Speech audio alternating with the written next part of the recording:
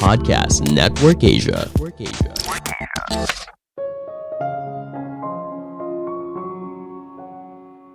Kita itu ternyata tidak serasional yang kita pikir. Rasa takut kalah membuat kita mengambil keputusan yang tidak rasional. Halo semuanya, nama saya Michael. Selamat datang di podcast saya, Sikutu Buku. Kali ini saya akan bahas buku Sway karya Ori Braveman. Sebelum kita mulai, buat kalian yang mau support podcast ini agar terus berkarya, caranya gampang banget. Kalian cukup klik follow. Dukungan kalian membantu banget supaya kita bisa rutin posting dan bersama-sama belajar di podcast ini. Buku ini membahas kenapa perilaku manusia suka nggak ada logika. Tentu saja, semua orang mengaku kalau dirinya merupakan orang yang rasional. Tapi di beberapa kesempatan, mereka seringkali mengambil keputusan yang tidak rasional. Misalnya gini, kenapa kita sulit keluar dari hubungan percintaan yang toksik? Kenapa kita dengerin sebuah nasihat hanya karena berasal dari seseorang yang penting atau kelihatan kredibel? Padahal nasihat yang sama kita juga dengarkan dari orang lain, tapi tidak kita pedulikan. Ini adalah contoh kecil dari sekian banyak perilaku irasional yang seringkali kita lakukan. Saya merangkumnya menjadi 3 hal penting dari buku ini. Pertama, takut kalah membuat kita tidak rasional. Kenapa kita suka bertindak irasional? Sederhananya, tidak ada yang suka kalah. Ketakutan kita soal kekalahan merupakan salah satu faktor yang mendorong kita bertindak irasional. Hal ini seringkali disebut sebagai loss aversion. Menariknya, rasa sakit akibat kekalahan lebih kuat daripada rasa senang ketika menang. Jadi ketika ada resiko kalau kita akan kalah, maka kita akan berusaha melakukan apapun untuk mencegahnya. Ada sebuah riset yang menarik. Penulis mengukur penjualan telur ketika harga naik dan turun. Ketika harganya turun, mayoritas orang hanya menambahkan pesanan mereka dalam jumlah sedikit. Namun ketika harganya naik, mayoritas orang malah mengurangi jumlah konsumsi telur mereka hingga 2,5 kali. Harga yang naik membuat kita merasa kehilangan uang, jadi kita memberikan respon seperti itu. Kecenderungan soal loss aversion ternyata bisa membuat kita melakukan kesalahan yang fatal. Bayangkan kamu sedang telat dan mobil di depan kamu jalannya lambat banget. Kamu berusaha untuk klakson dan mencoba melewati tapi nggak dikasih jalan. Lama-kelamaan kamu pun jadi kesal.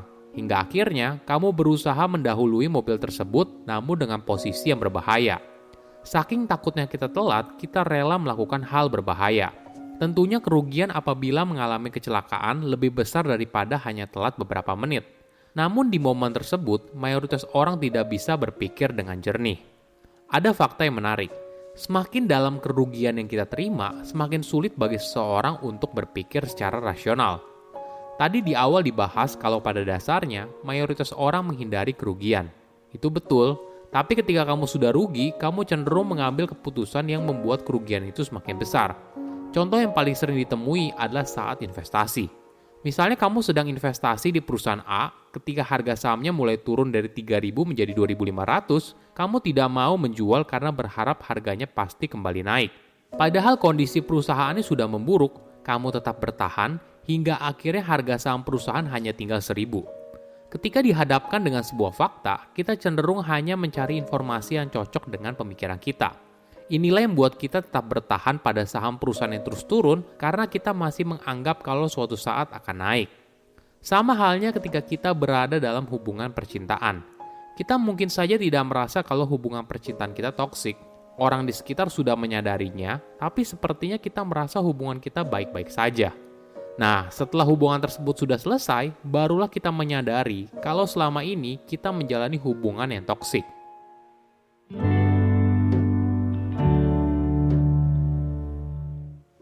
Kedua, impresi pertama adalah segalanya. Apakah pandangan pertama itu penting? Tentu saja, hal ini menentukan segalanya. Impresi pertama kita hampir selalu membentuk persepsi kita tentang seorang, sebuah benda, dan sebagainya. Bahkan saking pentingnya, kita ibaratnya tidak punya kesempatan kedua apabila persepsi awal yang dibangun sudah salah. Sebagai contoh, pemain NBA yang direkrut belakangan seringkali tanpa sadar dianggap sebagai pemain yang buruk oleh pelatihnya. Jika dilihat secara data, hal ini wajar aja, karena mereka direkrut belakangan, jadi jumlah mereka bermain di lapangan juga lebih sedikit. Kesalahan berpikir ini sangat merugikan pemain tersebut, bahkan karir mereka menjadi lebih pendek dibandingkan para pemain yang direkrut ketika usianya masih muda. Ketika bicara soal persepsi, individu yang terlibat merupakan faktor yang sangat penting. Misalnya kita mendengar sebuah ide bisnis dari seseorang yang tidak kita sukai. Kita mungkin menganggap idenya buruk. Lebih kacaunya lagi, apabila ide tersebut sudah kita dengar pertama kali dari orang yang kita sukai. Dalam hal ini, nilai seseorang yaitu kesukaan kita terhadap diri mereka mempengaruhi impresi pertama kita terhadap sebuah ide bisnis. Ada sebuah contoh menarik dari seorang pebisnis sukses bernama Nathan Handwerker. Pada tahun 1916, Nathan membuka stand hotdog pertamanya di New York. Walaupun harga hotdog yang dijualnya setengah lebih murah dari kompetitor, Nathan masih kesulitan untuk menarik konsumen. Hingga suatu hari, ada sebuah ide cemerlang. Nathan merekrut dokter yang menggunakan jas lab warna putih untuk datang ke standnya dan makan hotdog di sana. Para calon konsumen mulai menyadari kalau dokter aja mau beli hotdog di sana. Hal ini lama-kelamaan membuat hotdognya mulai dikenal dan laku keras.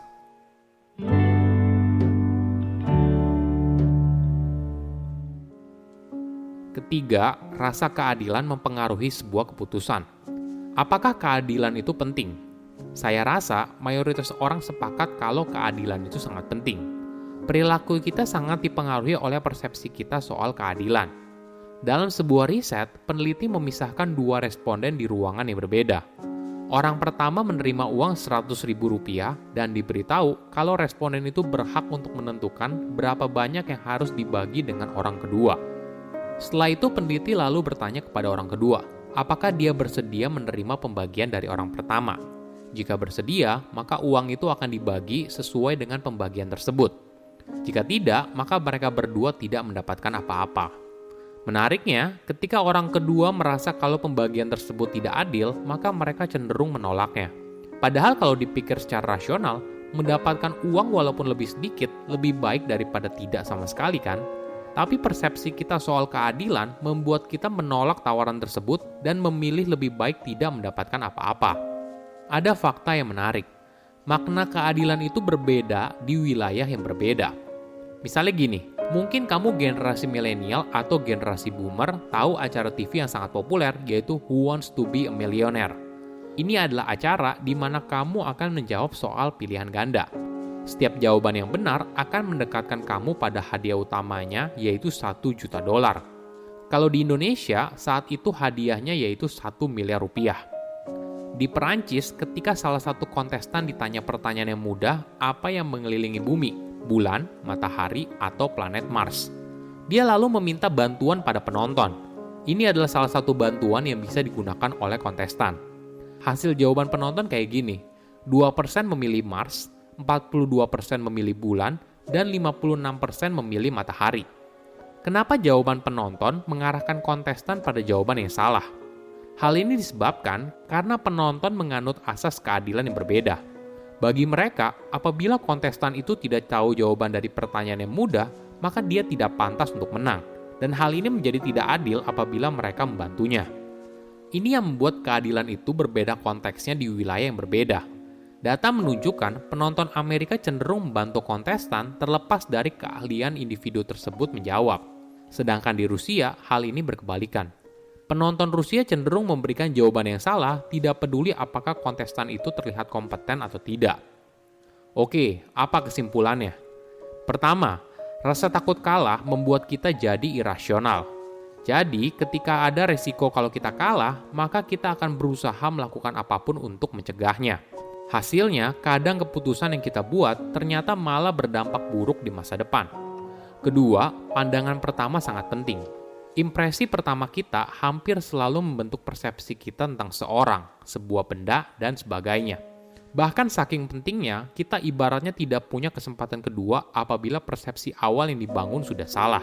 Jadi, pastikan kita sudah memberikan impresi pertama yang baik. Ketiga, rasa keadilan sangat berpengaruh. Perilaku kita sangat dipengaruhi dari persepsi kita soal keadilan. Apabila kita merasa dicurangi atau ditipu, kita lebih baik tidak mendapatkan apa-apa daripada harus berhubungan dengan orang tersebut. Saya undur diri, jangan lupa follow podcast Sikutu Buku. Bye-bye.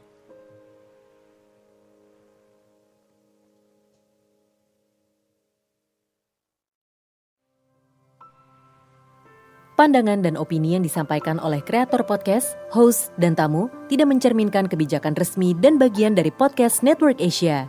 Setiap konten yang disampaikan mereka di dalam podcast adalah opini mereka sendiri dan tidak bermaksud untuk merugikan agama, grup etnik, perkumpulan, organisasi, perusahaan, perorangan, atau siapapun dan apapun.